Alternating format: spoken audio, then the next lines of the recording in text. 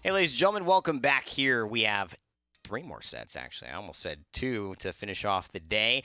It is going to be an interesting one, though, heading up next. And, of course, before we get into it, I want to introduce who's joining me again. We do have our friends Gormizer and Kresnik. Hey. What a set, guys. Wasn't that incredible? My mind is still kind of lost. It's hard to in all of transition so fast, right? It's hard to kind of transition so quickly. I mean, I knew VP would win as soon as SK was up 3-1. Yeah. I'll be honest. Yeah, I mean that's kind of a standard procedure for SK, and you know what? To me, hats off to the guys. They overperformed essentially in this set, and in this tournament. So I think hats off. They showed they can improve at LAN, and that's a big kind of I think vote of confidence heading into next season. We'll see what ends up shaking up with that roster and everything, but we will be having Bidey at Worlds, which will be fun for us on the analyst desk. So congrats to him. At least he'll be having the freedom to do that. Now moving on to this next set, we've got Armada showing up for the first time today, and this is the big deal. I mean, Armada could go to Worlds. This is just as surprising for a lot of people as SK, but they're going to be facing off against Kanga Esports, who have proven today that they can win a set, and also proven against Fnatic that they could take points off of the big teams. I mean, today's going to be probably one of the roughest things as well, just because you go 3 games against Splice's Kanga, which is unexpected, I want to say, overall. I think a lot of people thought that could be a 2-0, but you get 3 games on LAN already. Then you're like, you sit in deck, you get to play a little bit more. You're still warmed up. Like, that is a great way to start your day and continue going. So for them, I mean, they're probably feeling pretty confident in their ability to just play right now, let alone the fact that Armada's coming in. Not necessarily cold, but definitely not as warmed up as Kanga. Yeah, I absolutely agree. It's going to be interesting, Kresnik. What are your thoughts? Do you think that there's a chance for Armada to, I guess, essentially upset Kanga? Or do you feel that going into this matchup, we've got it all wrong, and Armada are just as strong, maybe even stronger, and deserve to be in this position awaiting Kanga's rise up to the top? I definitely wouldn't say Armada is stronger. I think there's a small chance. I think the things that Armada do, the way they like to draft, and the special picks like the Vivian, the stuff they brought out, I think it's going to be strong into Kanga, but Kanga is coming in warm. Yeah. They've shown they didn't just show strength against teams that they scrim against all the time like Armada has. Right. So it's going to be interesting to see too, how do the drafts set up? Because I think that in most of the games you saw Virtus Pro actually have worse drafts than SK as far as feeling comfortable. Last map, I think Virtus Pro had a better draft than SK. I think they won kind of off draft alone. But I think that Kanga actually got out drafted by Splice in the earlier set. They just did not put themselves in positions to win. We saw Corland on a Strix that struggled to find any win condition himself, pressured out by things like the Talus. So how does Kanga maneuver now, knowing the mistakes they made into drafts to make sure they feel comfortable? I'll start with you, Kresnik. They definitely want to be drafting more towards their strengths, and since their strengths, in terms of like, I think I know both teams would want to play Torv, and Armada will counter that, so they'll be looking into that too. Both teams like hit scans, and I think they're going to want to probably take those first, get a comfort pick for Ninum, and Corland does seem to be a little more flexible. Yeah. So maybe let him be the later pick in the draft from there. How do you feel, Gore? I mean, it's incredible, I think, to see them start picking up the flanks. And that was something actually Vox had said while we were sitting in there going into game number 3. Vox said if Kanga go home here, it's because they aren't picking up flanks. Because they didn't all tournament pretty much except for, I think, maybe one more earlier this week. Then they pull out the Androxus. It looks perfect. And it's just like, why aren't you playing this more often? Like, why are you holding this back? Yeah. And it's just the way they draft, they tend to shy away from them. I'm okay shying away from Talus right now because I feel like a lot of teams are trying to pull it out and it's not working. But things like the Androxus, the Eevee, we've seen those come in clutch. I mean, just look at the Frog Isle game. If you don't have that Eevee, Virtus Pro don't win. They're not at Worlds. Joel's on screen. He's been a big part of this team, and he's going to need to be. We saw every set today go to a best of 3. So predictions on this. How many games do you think this set's going to go, and why? Kresnik. I'm going to say Armada, I think it'll be a 2-0 for Kanga. I think they're ready for Armada, and Kanga has shown a lot of strength against teams that play. I think they've shown strength against teams that play the U style. They know it because they play it themselves. They look the best against Fnatic, who also play that style. So 2-0 to Kanga, huh? What do you think, Cor? I am leaning the same way. When we look back at yesterday, the way Armada were playing against SSG, again, one of the first teams, it's non-European, it's an international team, and it's someone they haven't scrimmed a lot against. They just don't know what to do. They couldn't draft the way they wanted to. They couldn't play the way they wanted to. And even though they had some all right moments, I mean, one of the stats we got thrown at us yesterday was that between Fnatic and SSG qualifying for Worlds, it was about 40 minutes total of content that we put out. And it's just like, that's including deaths. That's not including just the time, because They were under 8 minutes, I think both times, maybe under 9 minutes the first time around. So Armada either have to have a complete turnaround from yesterday, or I feel like we're going to see pretty much a replication. They did some interesting things, but Armada lose to what many could consider one of the 2 strongest teams here, maybe even in the world, in Space Station Gaming. How much can we take away? They look good in their earlier sets. Obviously, they didn't look good, but that's saying who looks good against Fnatic. I mean, Kanga looked okay against Fnatic. True. Armada didn't look completely out of it against Space Station. We'll see that Space Station Fnatic matchup to test those 2 later on, but right now we're still kind of guessing, a little bit as to what the true talent level is on Armada. And we have to bring up the story of Ovim, who is one of the only players on the Virtus Pro roster, players in that scene of CIS that was at a high level that didn't get picked up by Virtus Pro. 4 out of the 5 members of his team got picked up. He was the one who didn't. Yet, during that time, Virtus Pro had a really lackluster couple of splits. They didn't make any lands, and through the PGS qualifiers for CIS, that guy right there on your screen, he made both of them. He has been to more lands than the man who just did the interview there, Elvin Path and Sheepa, combined in this year. And if he wins this game, if he wins this set, he's going to Worlds with Elvin. What a story that would be. Yeah, absolutely. I mean, Ovim is a really talented player. I'm surprised he didn't get picked up. I think it might just be Elvin Path was in the role he would have filled. Exactly. So they took all the Russian players and it filled it in. But he's even flexing. He's flexing this lane. He's on support. I'm not sure if that was the roster they were going with during the CIS season, but I mean, he's definitely shown he can hang and deserves these lands. He's been making those changes. I mean, there was a point where it actually was in that weird area of playing. He's playing frontline. It's like, okay, well, now he's on Eevee for a game, and now he's playing Eevee a couple weeks in a row, and you're like, what's going on? Like, why did Ovim switch to DPS of all things? Yep. And then we come into this PGS, and we're like, well, he was playing DPS the last time we saw him, so that's going to be what happens. And then immediately the switch over, and it's like, I'm playing support, and he has been a phenomenal Ying player for them. He's been phenomenal on Maldamba. Yeah. So his flexibility has definitely brought a lot to their team. Can't wait to see what happens, and we actually have a little bit of a treat. We can talk to Kanga, and Nick is ready for an interview, so let's send it back to the booth and see what they have to say heading into the set. Hi, Deb. Thank you so much, guys. I'm standing by with an interview, and one thing I want to clear up, I'm only wearing this because officially on the record, I do actually have Armada going top 4 in this event.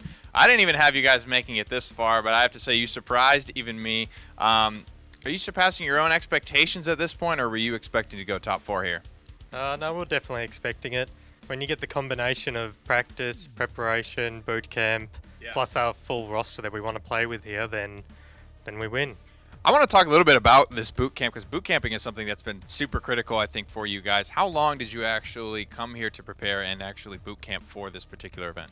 Yeah, so it was about 9 days. So the team went off without me, actually, because I had other stuff to do still in Australia. Right. But yeah, the boot camp definitely helps, and just 9 days alone caught us up to speed with all the best teams in the world, and as you can see, we've been beating them so far, knocking out multiple PPL teams. So what are you guys primarily focusing on during these boot camps? Because in terms of the picks that you guys are running, it still feels like everyone's sort of in their zone, sort of in their circle. So you're focusing on other teams trying to learn what they're going to do? Yeah, basically everyone has some random ass strat for some map, and like a couple of them got used against us in the boot camp, so we saw them coming, so that's how we're able to counter them. I think in the past you guys have said that we like these longer sets, we like those timber mills, we like those weirder maps because we feel like we have a chance there. Is that still the case for you guys? Because that Frozen Guard map, Splice was going toe to toe with you. Yeah, just we don't really care what we play, so our bans have been more targeted towards what other people don't like. And it works out perfect because they're banning just maps that they think we want to do, and they really have no idea. Like, we're just laughing every time. Do you think it has any bearing on today, the fact that Armada were verbally not happy with their performance yesterday, and you guys have already not only played a set, but won a really good set where I feel like you learned a lot about yourselves? Yeah, I think it kind of helps and kind of doesn't. For this one, I reckon it helps, but if we win this, we also have a match after that, and that's where it gets a bit phasey of does it really help playing all day before that match? Sure, I think there's an element of teams are watching you guys and trying to pick up a little bit. I think everyone's got their pocket stuff. Have you guys had to bring anything out of the deep pockets yet, or is there still some secrets from down under wraps? Yeah, if you see us make HRX, we got something that we've been holding the whole time. I can't wait to see it, guys. I'm really excited for this matchup. Let's get it back over the desk and get this matchup underway. All right, well, hearing a little bit about Hades and his technical conversation about everybody having a random ass strat. I love that. He's not wrong. Real depth of coaching there. Every team loses that once. But he's not wrong. You're right. He's not wrong. Every team loses a scrim on a random map, and they're like, all right, listen, let's take it down, and then they come up with some random thing. Every team does it. It's like, come on. I mean, really, like, okay, your secret Vivian thing. But you know what? I think that was an appropriate question for Nick to ask, because the Vivian has been, like, they've literally said, this is our secret random strategy. And what I like is that it's worked. Hades, especially when approached with that, like, what do you, like, do you look at bans, like, as something, Hades is just like, we just play whatever we want to play, really, when it comes down to it. It's like, we ban out what we either know they're going to try and play, or what we know is going to be a big pickup, or something that's going to be a little too devastating for us. So it's just like, it doesn't matter necessarily to them if they get the exact pick order they want. And I actually think this is interesting, because one of the things, again, that was big important earlier was the flank stats coming down from Kanga, not playing it a lot. Armada's in the exact same boat. They only have 2 times on land playing a flank. So I'm wondering if that's even going to be a matchup we get to see, or if they're just going to be completely foregone. Just again, you know, you look at the vibe of the booth, and they're having fun. That's important. That is important. You speak from the player side. Yeah, how important is that to have fun in these tense moments? I mean, you probably saw from our player cam. We're usually laughing. I'm trying to keep the mood light, because if the mood's heavy, then, you know, maybe you overthink things, right? Yeah. You want to do what you practiced, and if you're like, oh god, we're playing against this team, what are we gonna do? Oh boy. It's better to be coming in light, confident from your side, but it's better to have that mindset. 100%. I mean, the mental game, it's so important. It's something that so many people struggle with, but when you put the time and energy into it, it can make the biggest difference in these clutch moments, which we saw. I mean, how much of that last set in Versus Pro SK was more mental than actually just being able to execute, right? I mean, every moment is a mental battle. The last, About I want to say at least 1,000% the of it. last Yeah. 40%, guaranteed. The first half, it seemed like SK might have known what was going on. The last 3 points that Virtus Pro took each round, Maybe.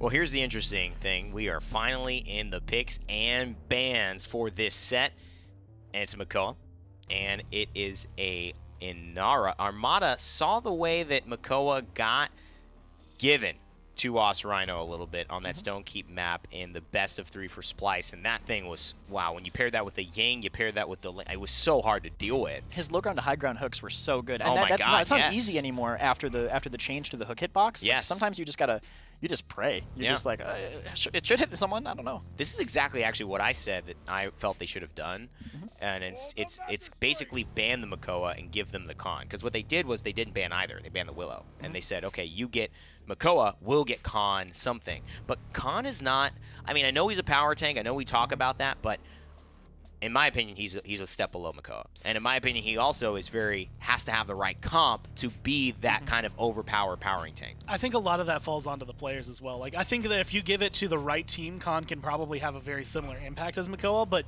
the level of execution is a lot higher. You have to be in the right spot for the battle shout. You can't be a step out of it. You have to be there available for it. So there's some grouping things that have to come through. Comms need to be clear. Makoa, you just got to hit hook and say, hey, I hooked him. Like, it's not anywhere near the level of, I guess, like, execution of making sure that the battle shout damage boost goes around or the CC immunity goes around. I think there's a little less min-max. Makoa has a mini overpower. Yes. It doesn't throw you, at least, but it does still kill you every few seconds, right? Still displacement. Yeah, you know, that's still what really displacement. matters. That's why it's so good in this level. Yeah, and especially when you work so hard for the high ground and then, boop, Osrano just brings you on down. He says, how's the point feel to you? Oh, you're dead. Well, I'll ask you next time if you get a chance. Armada here. Fernando and Victor hovered over. Great characters for just like cleave, and that's good against Khan, because, you know, Khan, you want your shout to get maximum value with having at least 1 or 2 teammates near you. Ideally, you're trying to group with your DPS, which means you're near squishies, which means you're giving that Fernando. Easy lineups, easy scorch lineups. And I think this should be a really decent pickup. 46% win rate. Virtus Pro, we saw Perdo increase that last game. They did get that victory. And Leon here taken with Khan. That's a dangerous combination, both lore-wise and just in-game. Leon for Kanga has been like the pickup. Like, it was their pickup during the last LAN when things were looking really good for either Ninum or Corland, whoever decides to play it. Right. Online, it was one of their biggest pickups. It's probably one of the few champions they had that, if they got it, it was almost a guaranteed win. Most of their games were guaranteed wins because they're Kanga, but it was also just the control they get. On LAN, They've been winning with it a lot, so I think they're feeling comfortable. It's great for them to pick up early because both of them have really, really strong Leons. So right now they're not stuck in like one train of thinking. Ninum they could get another hit scan for Ninum and have Quillen play it, or they could get a blaster. And now Ninum's going to be the one on Leon. And I do like the fact that they really forced this ban phase in the first pick to allow Leon and Ying to be available because they banned the Drogos and the Inara, and it forces this. Okay, you're going to Torvald Willow, you're going to Torvald Khan, something crazy like that, or are you going to be able to give us what we feel comfortable with? And the Leon Ying, keep track of those two because those two, when on opposite sides, Leon kind of hurts a lot of what Ying brings to the table. But at the same side, that's a very tough matchup to go into. You're losing the healing battle, and then you're winning the healing battle with both those characters as well. Guys, going into it, the Maldamba locked in at the end. What do you think? How does this matchup go? I'm going to say I think it's going to still be Kanga. They're coming in warm. They have a really good draft with comfort picks. I don't see it going Armada's way. I'm feeling Kanga. Ooh, Kanga, get the vote. We already know Pretty Hair thinks so, but let's send it down to him and Vox to call game one. I think we're going on to fisticuffs right here, right now. What We've would got make them say that? Why would they say that? Technical European representation right here. I think I'm seeing a bit of, is that Fnatic bias Where? right there? Just Where? A little bit of orange and black. Very green on the focus screen right here, folks. But Stonekeep to start us off. Baller compositions, the one right? thing that I will say is that Khan. We talked a lot about that Khan on Stonekeep and Kanga Scoop it. Yeah, they do. And Are you at all worried about it? Yeah, I think the Kanga actually has a better draft going into this. I think the Kanga, the security that Ying provides as well as the Willow, getting both of those in the same team. In fact, getting the Ying, the Willow, and the Leon on the other team. Holy crap. This really is, can the damage from Armada overpower, Kanga once the Cauterize gets online? This could be a very quick 2-0. Sure. And if Armada can't get enough kills on defense, if that is the case, they're just going to lose, probably, because they don't have the anti-heal to be able to deal with all this pressure. And just giving up the high ground here it's a dangerous thing to do against the Willow. Good grenades to start things off, help soften them up a little bit, but again, you're playing into a Ying, right? So all of a sudden, the damage that you're doing basically converts into ult charge, and that's really what I'm looking to. It's can Armada, with 50% already on the Victor, by the way, up to 60% in just a second, start to snowball maybe off the back of this Victor pick? Can they find the nade? Ineffable misses it, but good grace from Leon to be able to get out of the way. Staying safe, that one pick can be so meaningful at this level of play, and Ninum just taking zero risk. Once it's done, it's done. Yeah, very much so. He's actually kind of flanking up here on the backhand side. Leon getting a little frisky with it. Finds Ragnarok. Cheeky little pick there from a traditionally very backline, very nested damage dealer. And that's what we've seen Leon really start to kind of excel, right? Is when Leon can go in, find a kill, and sneak in there. It's a lot of burst and it's a lot of surprise potential. Grace, Valor, and your weapon shot. That's 1,200 without any mitigation on. Please do tries to get to the objective, but Kanga already have it. Oh, they sure do. Vox. Wow. Double aggro tank here. I think the adjustment that I want to see from Armada is maybe, getting this Willow out of her nest a little bit. Look at this on the left-hand side. You say double aggro tank, but it's a Fortress Break Ashe, and she can effectively just sit on point and kind of just be a point tank at this point. And we've really got to consider I meant double this. aggro tank for Armada with Fernando Ruckus. Oh, that's even worse. It's kind of like just all aggressive tanks, really. There's no traditional point tank. So, but with the breakdown, yeah, Ashe is going to be a better point tank than the Fernando is going to be. I think that Armada, it's really difficult, right? Because they got these double backline damage dealers as Faithlight comes through from Willow, trying to put the pressure on. Hold that thought. As Kanga are trying to go for conversion, but here comes Barrage. Ooh, one shell will land up onto the Willow, but the Illusory Rift keeps everything together, sticking like glue. Kanga Esports keeping Armada in their spawn so far. We are under 3 minutes into this game, and this payload is about 5% from being converted here. A 2-0 lead, not super far off from the futures of Kanga Esports, but they buck back here. 2 kills coming through for the boys of Armada, and looks like a third will find its way home. Kanga Esports have to be on the back foot for the next couple of seconds. Ineffable finds one more before it's all said and done. Let's have a look at the itemization if we can real fast. I want to see if Ineffable has 600 credits in hand. He should be going back to base right now. You can, and there we go. Ineffable's going to run back to base by the Cauterize 2, but mid-round buys have come through for the rest of Kanga Esports, all of them sitting on those secondary offensive items, right, those red ones. We've got the Cauterize 2 specifically for us, Rhino and Joel's, and that's so much anti-heal pressure now. This is so difficult to sustain into. Armada need to find kills, and they got to find picks quickly. There it is. 47 seconds on the clock here. This is where Con Ultimate is a threat, I feel, on Stone Keep, man. Not so much on the objective, but Joel could just say, the balance of life, it's in the palm of my hand, and so are you, and now you're gone. He's going for it. He's going to grab the Ruckus. and right on cue. Dunk him straight down. Coirel actually gets the kill on a Jules right there, and him up into the backline, looks for the Enlightenment, gets out of that engagement. How? Man, he's going to stay alive here. Look at the health bars from Armada, just playing with fire. And no place to be made here. Ineffable grenade around the corner here. Can Ash just battle back here? No, I think the Ruckus there is going to shut it all down. And Armada shows some signs of life here. Doesn't look like it's going to be the 4-0 stop here in game number 1. Well, they're still trying to make it to the objective to contest, but at that point, I don't know. That seems like it's a bit of a mistake coming through right there. That's a lot of kind of feeding kills at that point, man. You're just giving Armada ult charge, right? You know, they burn the Barrage and the Immortal, and you're going to sit there and you're going to go, well, let's go ahead and just kind of plug some damage into them, let them recharge that up a little bit. One of the things which I did notice there, Nick, though, was the response time to Khan using the Overpower was fantastic from Armada. Ruckus gets pulled, That's what and I was going to ask gets you, burned down. That's so critical there. We often talk about that high ground on Stone Keep being very difficult to push through, but it is the most vulnerable place. It's difficult to push through the main choke, right? Going the other side on the low ground, you're at risk of just being focused down. The high ground is what you want to break, and Overpower is such a good way to open that up. I think you're on there. One adjustment that could potentially be made, would you rather see almost like a fadeaway, like I'm going to jump off the high ground and grab you at the same time so I can get you, throw you off, but also myself be safe, or is yielding the high ground at that point because Khan wouldn't be able to get back up there for some time? Would that exchange be worth it to stay alive? I think that you need, if you're going to do that, you want both front lines up top, so you can still have some high ground control. You can open up for your damage dealers to force their way in, but also not take just return fire from a Victor that's able to dart back into spawn. You're right, actually. You're spot on there, and we'll talk about that why. Hold the thought here. Illusory Rift is popped for Kanga Esports, and the dust just kind of settles. It's quiet here on the front. Nobody's dying. Hexifier comes out. 1, 2, 3, 4, 5, 6 guns. Canceled out fairly quickly. Armada are getting aggressive against Kanga Esports. They won't be able to find the kill on to Ninim unless he comes back in right into Corio's clutches. Joel fighting on the objective. It is a 5-0 curb stomp. Armada just breathed some new life back into game number 1. I can't tell if that was a reset death or not as well with Ninim going back in. It looked like it must have been at that point because Kanga did have 60% on the objective before Armada was able to contest. Where did you think Ruckus had gone at that point, you know? Ruckus is just sitting there going, I got an emitter, I'm waiting, but up into the air, here goes Fayflight Corlin, trying to dunk down damage on the police but nobody can get to the objective in enough time to contest. Armada fight back and they get their first neutral capture to even things up in that regard at least. Big damage coming out of Corland here.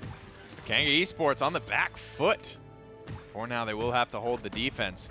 And Armada, will they have an easier or more difficult time trying to push this one through than Kanga did on their offense? So I think Armada have a more difficult time, right? For a couple of reasons. They can stick the Victor up in the high ground. They do have the big Fernando shield, which is a bit better than Khan's Bulwark for blocking off the damage. They've actually got the Cassie with Ragnarok up the top right now, but the problem is, it's difficult to hide around that corner with the sustained pressure coming out from a Willow. Every time you step in to try and maybe get a bit of peek and poke around, Willow's going to hit you with Dead Zone, she's going to hit you with a shot, you're going to get burst down very quickly, and there's not much you can do to sustain on the high ground, which is why Ragnarok has dropped down now, but being sniffed out, forced back. Great hold from Kanga so far.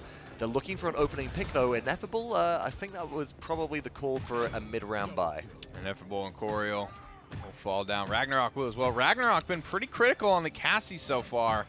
I gotta say, these two unknowns, please do. Ragnarok guys that did not play with Armada during their online qualification process, brought in almost last second to kind of fill in and perform at this lane, have done a phenomenal job, and the mid-round buys are starting to come through for Armada. Cauterized 3 for Ineffable, and that'll make the difference. Please Should Rhino have gone back and done the same? I think that Rhino might have been able to get back into base and pick that up, but it's a little bit too much pressure, right? You step away, it's a long way back to the base from where you're trying to hold, and it's a little bit risky in case that's just a feint from Armada. Jeez. But with one kill going through to Corland, I think that maybe us Rhino can get a little bit aggressive here, force everybody back. If there is a wipe, that's when you want to dive back to base and buy. Pretty good spot to pop an ultimate. I feel as though the Fayflight will be able to be charged back up before this round is over. What's it going to take for Armada to get this through? Do they have to commit ultimates to break this? Because right now they have run into a brick wall every time they've tried to break. It's just dangerous as well, because again, if you want to break, you got to go through the high ground, but Khan's waiting there, and the worst comes to worst, you're going to maybe use a battle shout to immune some CC and just overpower somebody off the edge. Even if you get traded, you can pick a valuable pick, and Please Do, Ragnarok both being forced out up there. Ragnarok waiting for some healing right now. Please Do is trying to find a way in, but again, this is just the pressure that Khan's able to bring right alongside a damage dealer. Firing line battle shout. Okay. But Ragnarok finds a double kill. This could be curtains. Where did that come from? Ragnarok, I thought he was against the ropes, but he just fights back. There's a 2-for-3 so far. Ineffable manages to trade one out. It's respawn proximity, though. Rhino's here. Rhino's a front line, drops the shield. Can Ragnarok clutch this up? The relatively unknown factor, Rhino stays alive, and everyone comes pouring out of spawn for Kanga. It looks like it'll be a hold. But Ovim's, I thought they'd get that back just back there in time. Ineffable does find us Rhino, but again, that's just the respawn coming on through. Beautiful play from Ragnarok. I don't think they held back at all, tries to get in towards the objective, but just the dancing in and out around that big Fortress Breaker Siege shield. Rhino is able to stay alive and buy some time. Let's check out our INAP instant replay, though, of this Ruckus Hexafire, which we saw really ring the bell and open things up.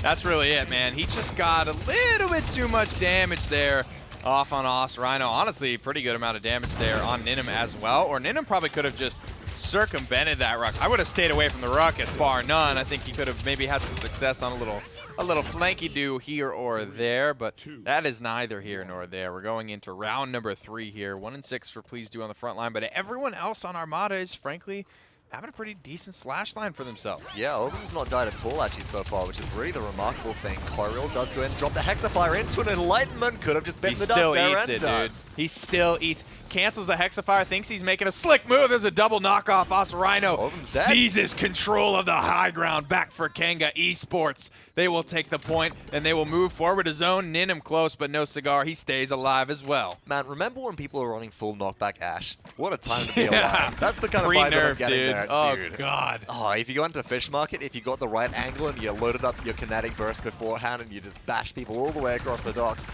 not great if a Canessa lands the right angle there, meaning you're on one side of the map and they're literally anywhere else. It's far enough, man. It's wild. We've seen some wild stuff here in Paladins. 81% though for Kanga Esports. Overpower, bringing this ruckus into the keep.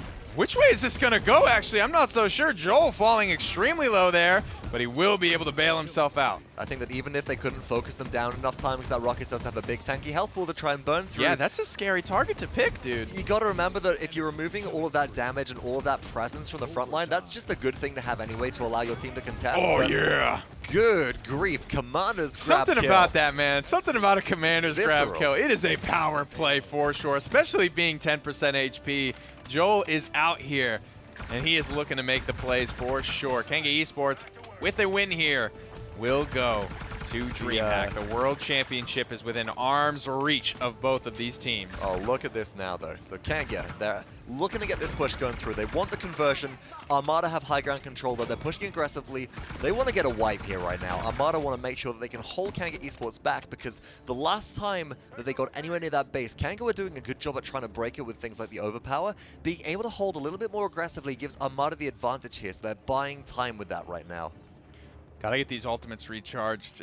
I mean, the way that these teams are playing, and at this point, it has to come down to stuff like that. You have to make plays happen. Nothing is given, everything taken at this stage of this event. 135 left on the clock here, 48% on the overpower. That's kind of the big fire starter for Kanga. That's the one I think they're gonna initiate most of the time with. Right now, just trying to seize back control of the high ground. We saw it fail in round number 1. Vox, how does it succeed this time? Possibly with a Faith Flight Probably to start with things that. off. This could be Ineffable going down as well. Makes it back to base. Illusory Rift not even popped yet right now. And look at this. The front line's forcing their way in. Rhino to the back line. Dead zone down. Ninim takes down. Please Do. This could be conversion. It just might be, and it would be the game number 1 as well. Victor ripping damage through Incon's doing her damnedest to try and keep this little fairy alive to the back line. No barrage damage coming in just yet. There's some big peel potential from the Dread Serpent. It's a 1-for-1, but Ineffable's gone. Rhino's knockbacks have been so critical for Kanga Esports. He drops the Fortress Breaker. He's chunking away the artillery cannon. Is it enough? He's worried about the support, though. He wants to shake up Ovim's day. Forget about Fernando. Cut off the problem at the source. But here we go. The respawns are starting to come back on through, and it's like what we just saw in the previous round, close to Kanga for the conversion.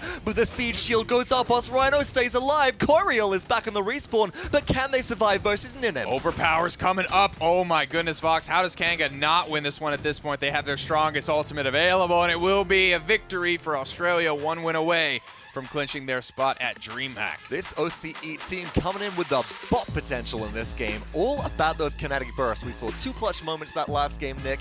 It was that, you know, the kinetic burst off the high ground to send 2 members flying, and then immediately his goggles up like saluting the map as he falls. Erasing Cassie on that push as well, right at the end. Such a critical moment. If that had been a little bit to the left and that had caught the wall, could have been a different result overall, but Kanga so overwhelmingly strong on that push, hit the gas pedal at just the right time, and they ran with it. Love it, guys. Strong stuff from both teams, to be honest. That was no easy feat for Kanga Esports. They had to put it together in a big way to take game number 1. Let's send it back over the desk and get things ready for game 2.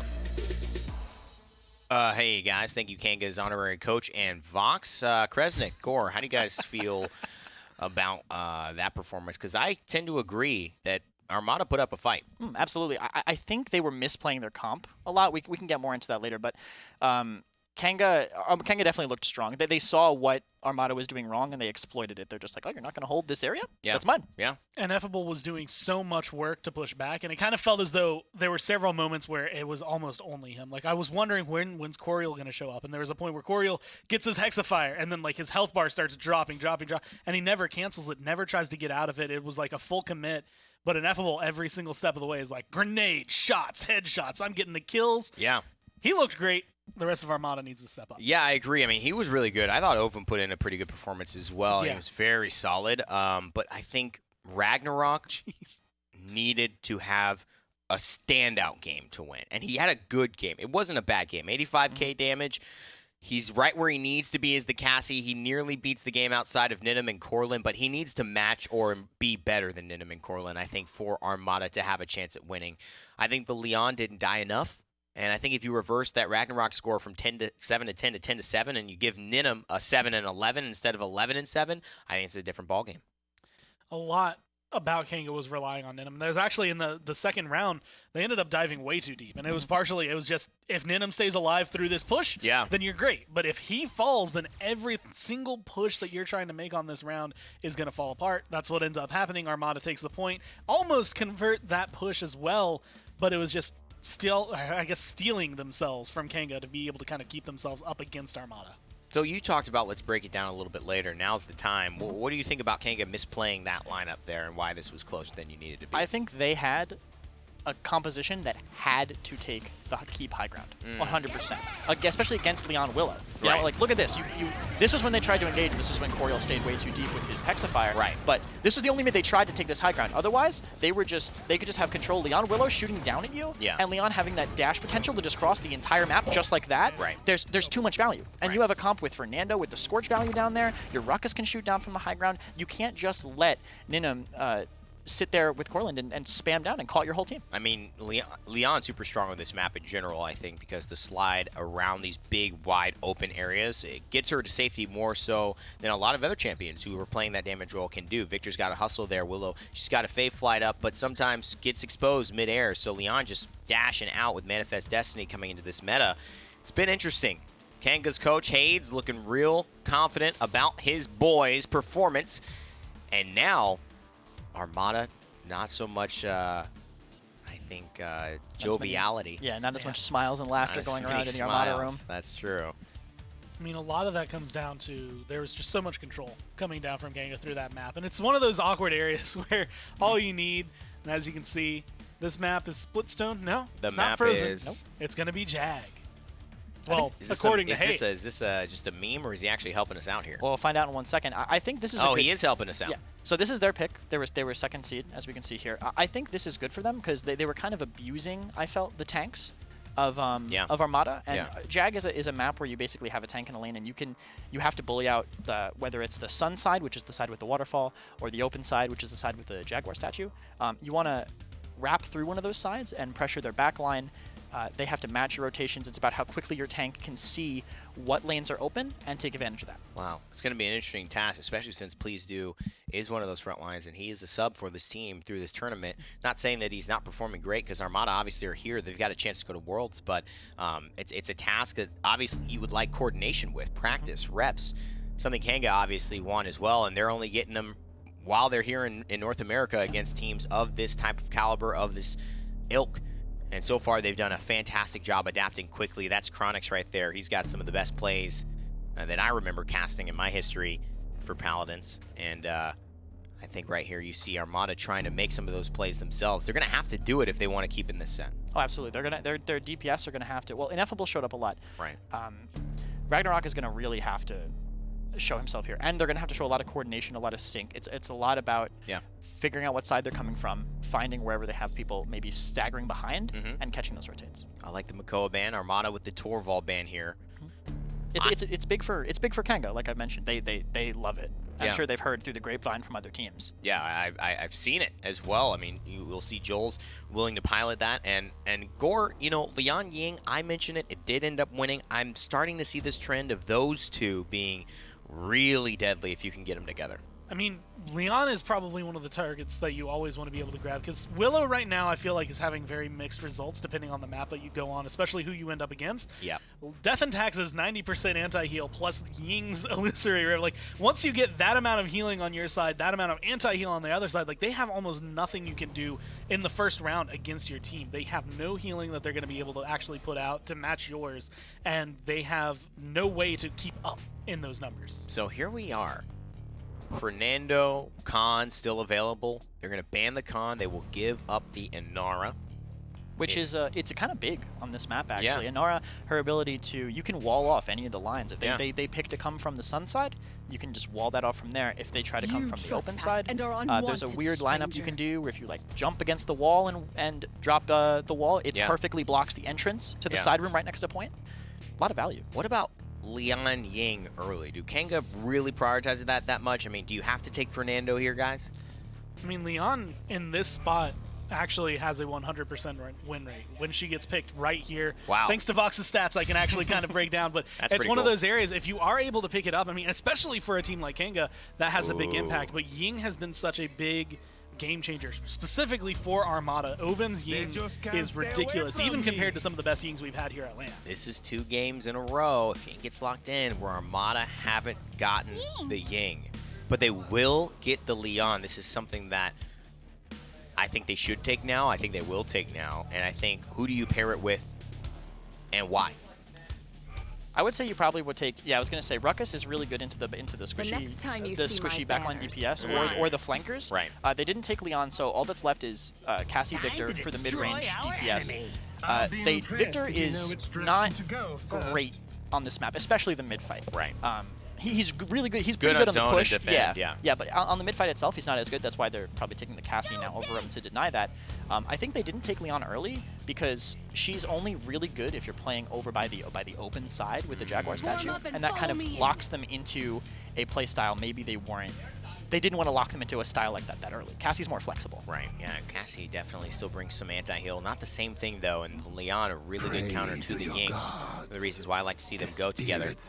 Maldamba grabbed here for Armada. One more pick, guys, and it's the secret strategy being hovered. The Vivian.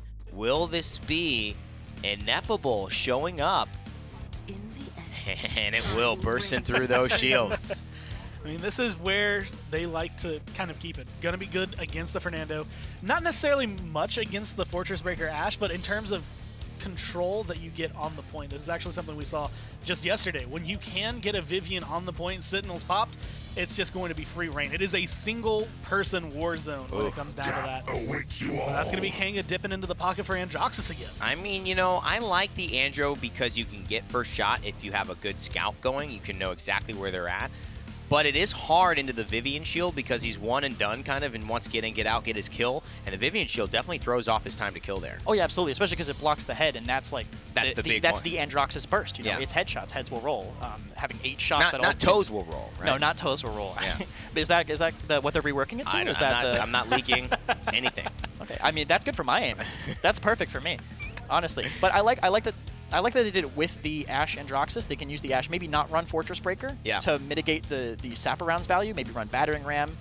All tank right. right through with the Andy. Well, we've got to go to game, boys. No need for predictions here. Let's let the players tell us what's going to happen. Kanga, 1 game away from going to Worlds. Let's send it to Pretty Air and Vox to call it on Jag. Let's get it going here, guys. Game 2, sure to be an exciting one. How many guns do we have in this Armada draft? All right, so let's do the math. We've got, to start off with, we've got Leon, that's 1. Then we've got Ruckus, who has 6 with Hexafire. That's 7 potential guns so far. Vivian for 8, and then 2 Sentinels. So we're up to 10 already, plus a Stone Spear, plus a Snake. I don't think you can count those last 2. I don't think you count them I as think guns. 10 guns is the final call. Okay, brother. well, let's be honest. Anara's a pretty strong woman, right? She's got at least 2 guns right here. She sure is. Show me the flex right there. All right, but I mean, looking at this, right, it's going to be difficult. I like the fact that Armada drafted Vivian here. I was looking at maybe they draft the Victor, who is a little bit more vulnerable to Androxus. But the thing that the Vivian brings you with Sapper rounds is the ability to go straight into Cauterize if you want to, which is super valuable at shutting down this Ying early game. And I think that there'll be a little bit of value there, and it's already scouting out Ninim with that. Also, the sensor drone visibility. Certainly is. What are your thoughts on, like, reversal this game, you know, with so much damage coming out of Vivian, Hexafires and stuff? Is there potential there for, I mean, like a 3K dunk onto somebody? I don't think people will be running Godslayer, but I think there's definitely the opportunity to set up and throw some massive damage back at people. Ninim finds first blood, though. Down goes the shield very quickly, but Ninim's looking already for... Oh, and gets stunned. This could be death, but there's the reversal. Corlin's already picked up 2 more, and the full reset has been called here. Somebody just dove off the map. I think that was the Damba. I think it was the Damba as well. Yeet. 57%. Kanga Esports climbing back up. But again, Armada lose the fight, but lose it with 81% captured on the objective. That's an Certainly for far you. from the longest possible loss you could imagine here. And here's the matchup. Ninim versus Ruckus. Reversal's going to miss. Corlin again finds the frag. It's Corlin, the rookie for Kanga Esports, stepping up in round number 1. But not a rookie within the OCE scene by any means, Nick. This guy has been around for a long time, formerly on really an enemy team for this squad. Yeah. They've faced him so many times, eventually just going, you wanna make a super team? You wanna pair up here? You want to come hang out for a So little bit? you wanna win Worlds? Let's see. That is a tall order here for Kanga Esports, but they are 1 game away from at least getting to the starting, I won't say crossing the finish line, I will say getting to the starting line here for the big event next weekend, HRX DreamHack Atlanta here. 2 things that go together like peanut butter and jelly. 2 for 1. Ultimates trading out for either side. Kanga Esports trying to keep this one rolling. Corlin has been a beast this game. And you cannot forget about this performance. The seismic crash, it stuns Fernando, but will it get the kill? Corlin body blocking for his front line. The man is simply doing everything in the playbook. Hitting over 1,100 a shot with Big Game Cassie as well. I mean, Anara's going, I don't have the DPS alongside with the Ying pocketing her to be able to take her down. 1 minute and 20 seconds left on this push right now. And Kanga Esports are 85%, 90% of the way through. They've got a respawn coming. They need to back up for just a second, otherwise they could get staggered here. But Armada, they might butt off more than they can chew if they send that Anara out too far. They might. Leon is coming out pretty far as well, opening the door for Ninim to get aggressive. Joel here pushing up on the right-hand side. Rhino from the left. Joel getting in deep, boys. He's going for the dunk. Into the backline. Fernando's here too. It might be the frontliners able to find the kills. The reload will prevent 1 onto Maldamba, but it will not prevent the 4 on the front line here. Kanga Esports, they go in, they go hard, they go deep, and they have found everything that they are looking for. And it looks like it might just be a round 1 conversion to boot. It will have to be, right? That's 2-0 up for Kanga Esports right there. And when we come back from these, I think we got to look at Corlin's stats, right? Because how much damage has this guy got? What's his KD at this point? I think Corlin might have died just the once, if at all. And we can see how this whole game opened up right as well. It was Corlin finding the first kill, or Ninim, excuse me, as Please Do goes down, but then a double from Corlin, if I'm not mistaken, with Coryell just trying to touch the objective right there, and then the burst damage coming on a Ragnarok being absolutely ridiculous.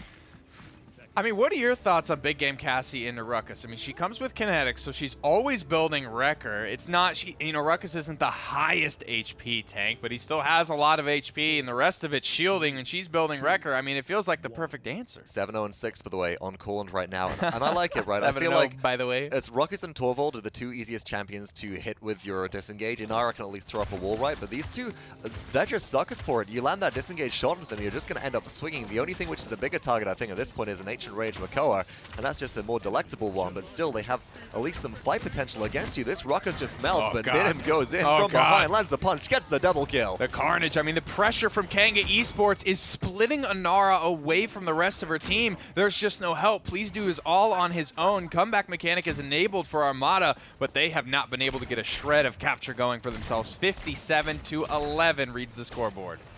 And I think at this point, Armada should have expected the Androxus, we were talking about it behind the scenes in draft, saying, I mean, hey, they could pull out maybe a Gassiandra right here. Ying does use the Illusory Rift. Fire. And they try and make their way in, but Armada... Canceled. They don't get anything out of it. Armada in overtime here. Oh. We'll land a stun there. Small potatoes, though, as Kanga grab another objective. 3-0, 1 round away. One push, one offense, one couple of moments away. And Kanga will be the 4th and final participant for HRX at DreamHack Atlanta. I just don't like the fact right now that Armada, the first round they got shut down doing it. The second round they still try and plop their Inara on point and just hold for a while whilst the peripheral picks try and deal with everybody. But you got this Ashe that's playing aggressively. The Vivian's not really got that much value. She's just taking down Siege Shields, and sure, she can apply Cauterize early on, but that's not stacking up too fast in comparison to anything else. And Kanga Esports, they're rolling through this conversion right now. They got so much healing from the Ying as well, Nick. I mean, this is Coriel on Ruckus, Ineffable on Vivian. This was the early tournament carry composition for Armada. This was all of their veterans on something to just take over the game. But Kanga Esports, they're just prepared for it. Please do. Picking up a couple to his name, slowing Kanga down. It will not end here. Armada will not go home just yet. Let's not count our chickens before they've hatched, but it certainly is looking grim. Especially when you consider, well, to be fair, the Immortal was used in that last fight, right? But Illusory Rift is at 70%, so about 15 seconds away from charging up at this point. You got an Asura Dominance. You're looking at the Dread Serpent and the Enlightenment to really peel things away, and that Enlightenment has got to go big. It's got to find a Cassie or it's got to find the Androxus. And that's it, Nick. You've got to get that kill. If you don't secure it, you're in a great deal of danger, and Joel's dunks down straight away. Ragnarok's almost dead. I feel like I've seen this movie before, Vox. This looks eerily familiar to round number 1 here. The first kill already falling down for Kanga Esports. Ruckus, not long for this world. His life is claimed as well. Joel will finally fall, but it's after he's claimed the 2 lives of his enemies. Here's the Illusory Rift. Seismic Crash trying to slow things down. Can it happen? Can Nim get into the back line? Back to the dome. He throws up the hands. His healing is expired, though. He's just going to throw hands at the support. Here comes the Hexafire, but up over the top. Ninim, Corlin, the boys. Kanga Esports is going to Worlds. And it's all on the back of that Androxus. It's all on the back of that Cassie. The drafting from Kanga this set has been excellent, but we can't not talk about that execution. And I think the underestimation from Armada, maybe a bit too much relying on their secret strategy, and you can see their faces crushed in defeat right there. But they've had an incredible run. Coming to this land with a not-so-stellar performance at previous ones, and exceeding everybody's expectations, from casters to players alike. Whilst they don't make it to Worlds, I definitely think that Armada can go home and they can keep their heads held high. I think they certainly performed above expectations. I mean, this is a team that we were celebrating Armada Esports last land for just getting their first win. Exactly, and look how now far they've they're come. at the finish line for qualifying for Worlds. Certainly a stellar performance, but congratulations to the boys down under. Kanga Esports is the 4th and final representative, but the day is not over. We still have to fight for our seeding matchups. We're going to keep the day moving. Desk, take us away. Well, heartbreak there for Armada, but elation for Kanga Esports. They move on. They are at Worlds. It's just a matter of the seeding, which we'll get to in a second, because that still is very, very important, according to Elvin Path, as he mentioned to us pre and post interview as well. What are the notes on that one, guys? I liked. Gore, you had some good We ones. could talk about Gore's. Gore has some really and big analysis. You could go you got first. some big, I like big yours stuff a lot, here. actually. The letters won't show up on stream, but the first note I took was yikes, and that was about halfway through that first push. Huge. Oof going into the second round. That was Wow. on that second point. Okay. And ouch. Ouch. Was pretty much towards the end, especially again That's about what we paying the big 50% on bucks that for. push. Yeah, that's why we're having Gore here. Yeah, I can't really disagree. I mean, that's. do you have anything else to add? Because he's kind of set the table there. Talking about strategy, I liked. So Kanga tried the open. I liked that Kanga had one. Yes, I agree. Yes. Kanga. I mean, Armada tried to adapt, They but did. being reactive isn't as good as being proactive. Yeah. Most of the time in these games, Kanga tried to do an open wrap early. Yeah. And they got Armada got a ton of cap time, right? Even though they eventually won the fight, second mid fight, they're like, oh, they have comeback mechanic. We can't let them do that. So they cut straight through the sun side with the waterfall, wiped out the Inara off point, denied all the cap time, denied the chance of a comeback, and that's how they won that mid so convincingly. All I can think of is the fact that Hayes kind of mentioned this and kind of alluded to it during his interview because he didn't come out right and say it, but looking at things like the Androxus pick, like some of the things we haven't seen them play, Right. he was saying, like, we've had to decide at this point, do we want to stay in the tournament or do we want to try and keep strats hidden for HRX? It's like, at this point, we need to stay in the tournament. We need to make it to HRX before we start worrying about hiding things from people at HRX. And so that, I think, is where a lot of these things have come from. No one knows really how to play against Kanga's Androxus, because it's mostly been today that they've played it. Yeah, and the Andro here is a pick that everyone is really not worried about banning, not worried about picking. Big Game Cassie, it just makes you think, what if that was an impulse on Invocal on that Ascension Peak game and it was Big Game instead? I mean, all these questions show up.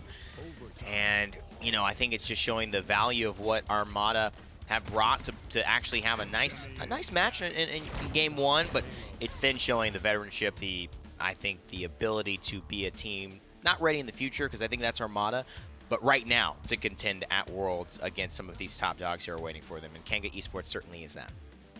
A lot that has been achieved by them. I mean, they went from a team that everyone could remember, right? Yeah. For a long time, going into this PWC, everyone's looking forward to it. I know Nick was super excited, and everybody is feeling OCE. And then we got to Worlds earlier this year in January, and nothing. It was just kind of a very lackluster from them. Then we get to the spring land. We're like, all right, well, this is the time. Like, now it's Kanga. And then it was nothing. And then the same thing for the summer. Now they finally have at least a land going somewhat their way, as they can guarantee themselves the 3rd or 4th seed going in from this tournament to HRX. Well, pretty exciting stuff, and we've got Virtus Pro and Kanga Esports now qualified. It is time to figure out the seeding for these teams, because it's for Fnatic and Armada who are also there. Your 4 teams going to LAN have been solidified. Let's send it over to the interview room and talk to Kanga after their big win. Alrighty then, we're here with, of course, Ninim and Chronix from Kanga Esports after qualifying for HRX, taking down Armada 2-0. First of all, guys, I gotta ask, how are you feeling about securing your position at the Paladins World Championship? Yeah, I'm feeling really glad. I'm proud of the team. And It's your first time to the World Championship. Yeah, not for you though, Chronix. No. I mean, what's going to be different for you guys this time around? Well, seeing D-Dog on another team will be fun. Hopefully we get to verse them, but Explain your feelings about that. What was the team morale like when you guys did lose Diggy Dog to NIP? Obviously I was super cut because I was really close to him, but I felt it just motivated me more to get better and to beat him, obviously. Would you say that you've stepped up a decent amount for Kanga Esports? Because you guys have lost a lot of not only great players, but in-game leaders as well. So have you taken up that mantle since he left? Yeah, so me and Joel both had to step up as veterans and teach the new players how we roll. And so obviously, guys, in that second game on Jag, you guys took it 4-0, a very quick one. But on Stonekeep, there were a couple little moments there where we saw some cracks showing for Kanga. Was there any point at all where you guys felt genuinely worried or concerned that Armada would come out and maybe sweep you off the board? right. Not really. We just messed up a bit of positioning, and we were really confident with our ult management we could take it. Confidence through and through then, guys. We'll see you back again to round out the day for your seeding placement. But for the time being, we'll head to a break and get ready for our next matchup. All right, thank you very much.